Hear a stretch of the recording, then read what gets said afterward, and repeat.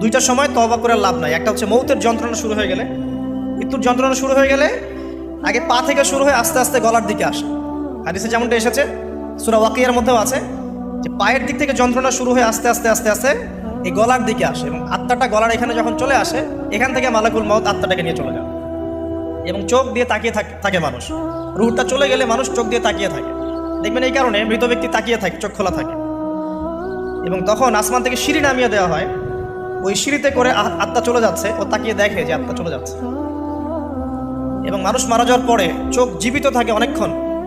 Medical science যারা পড়েছে তাদেরকে জিজ্ঞাসা করবে, মানুষ ডেড হয়ে গেলেও চোখ দেখবেন আরও কয়েক ঘন্টা, হয়তো আরও নির্দিষ্ট একটা সময় পর্যন্ত চোখটা কিন্তু জীবিত থাকে।